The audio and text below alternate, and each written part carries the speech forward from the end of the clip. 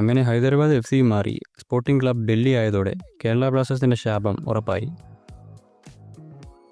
ഇനാഗറൽ season തൊട്ട് 11 സീസണായി ISL കളിക്കുന്ന Kerala 2014-2016 Atletico de കൊൽക്കട്ടയും 2022 ഹൈദരാബാദുമായി ആകെ 3 ഫൈനൽസാണ് കളിച്ചത്. അതിലെല്ലാത്തിലും പരാജയപ്പെടുകയും ചെയ്തു. ആദ്യമേ അത്ലറ്റിക്കോ ഡി കൊൽക്കട്ട എടുത്താൽ 2017 അത്ലറ്റിക്കോ മാഡ്രിഡ് ഗോയിങ്കയുടെ RPSG ഗ്രൂപ്പിന് ക്ലബ്ബ് വിറ്റതോടെയാണ് അത്ലറ്റിക്കോ ഡി കൊൽക്കട്ടയിൽ നിന്ന് ATK എന്നായത്.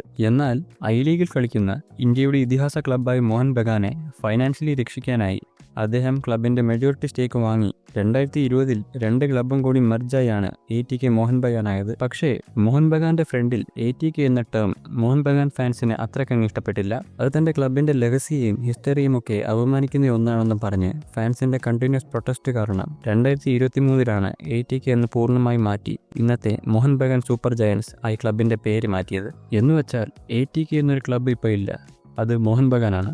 അടുത്തത് ഹൈദരാബാദ് എടുത്താൽ 2019 ഡിസോൾവ് ചെയ്ത പൂനെ സിറ്റിക്ക് പകരമായാണ് പുതിയ ഓണേഴ്സുമായി ഹൈദരാബാദ് FC ISL എത്തുന്നത്.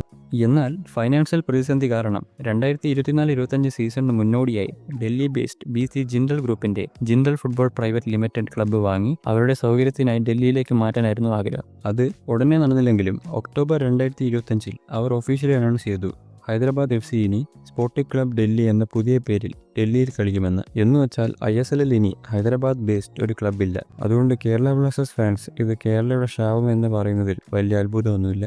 ഇതുപോലത്തെ ഇൻട്രസ്റ്റിംഗ് ഫുട്ബോൾ സ്റ്റോറീസ് ദിവസവും കേൾക്കണമെങ്കിൽ ചാനൽ സബ്സ്ക്രൈബ് ചെയ്യാം.